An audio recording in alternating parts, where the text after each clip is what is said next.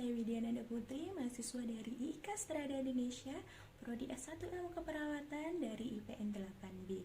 Di sini saya akan memberikan health education tentang pemberian terapi insulin. Sebelumnya kita bahas terlebih dahulu terkait insulin. Insulin adalah hormon yang dihasilkan oleh pankreas yang bertujuan untuk mengubah kadar gula darah menjadi sebuah energi dan juga untuk menstabilkan kadar gula darah dalam tubuh.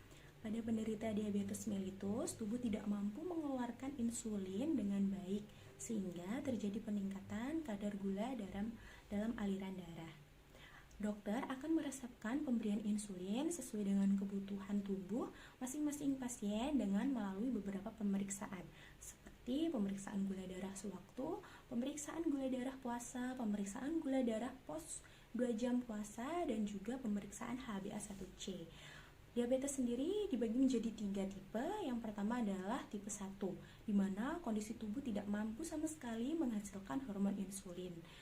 Selanjutnya, diabetes tipe 2 adalah di mana kondisi tubuh mampu menghasilkan hormon insulin tetapi tidak bisa atau tidak mampu memenuhi kebutuhan dalam tubuh. Biasanya diabetes tipe 2 ini dipengaruhi karena pola hidup yang kurang sehat. Selanjutnya ada diabetes gravida, di mana kondisi diabetes terjadi pada ibu hamil. Selanjutnya kita bahas bagian-bagian mana saja yang bisa digunakan dalam pemberian terapi insulin. Yang pertama adalah bagian lengan, di bagian lengan atas baik kanan maupun kiri. Yang kedua adalah di bagian paha atas. Yang ketiga adalah di area sekitar umbilikus atau pusat. Lalu, bagaimana sih penyimpanan dari insulin pen sendiri?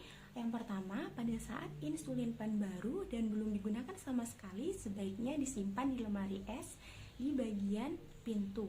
Kemudian, pada saat insulin pen sudah digunakan, sebaiknya tidak disimpan di lemari es dan disimpan di ruangan sejuk atau tidak terkena sinar matahari. Insulin pen bisa digunakan 4 minggu atau 1 bulan dan atau tidak melebihi dari tanggal kadaluarsa. Selanjutnya, langkah-langkah pemberian terapi insulin. Yang pertama, pastikan kita sudah mencuci tangan terlebih dahulu.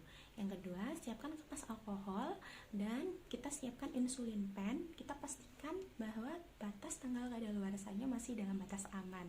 Selanjutnya, kita lepas di bagian penutup jarum pada insulin pen. Kita kemudian putar dosis sesuai yang telah diadviskan oleh dokter. Kita memilih lokasi penyuntikan yang akan diberikan terapi insulin.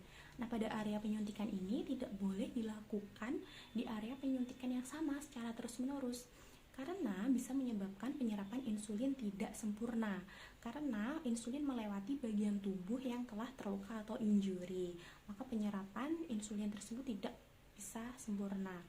Setelah kita memilih lokasi yang telah kita tentukan, kita bersihkan area lokasi tersebut menggunakan kapas alkohol. Kemudian kita berikan terapi insulin dengan sudut tegak lurus atau 90 derajat. Kita injeksikan atau kita suntikkan terapi insulin sampai dengan dosis kembali di angka 0 atau sampai dengan obat tersebut habis. Setelah itu kita tarik, selanjutnya kita usap bagian yang telah disuntikkan tadi menggunakan kapas alkohol. Nah, pada saat pengusapan ini sebaiknya jangan digosok ataupun dipijat. Setelah itu kita bereskan alat, kita simpan insulin pen di suhu ruang tidak terkena sinar matahari. Kemudian kita evaluasi, kita periksa bagian atau kita lihat bagian yang telah kita injeksi apakah ada reaksi alergi atau tidak. Nah, untuk tahap evaluasinya kita bisa melakukan pemeriksaan kadar gula darah secara rutin. Nah, sekian video health education dari saya Widya Nanda Putri. Semoga bermanfaat. Mohon maaf jika ada salah kata. Wassalamualaikum warahmatullahi wabarakatuh.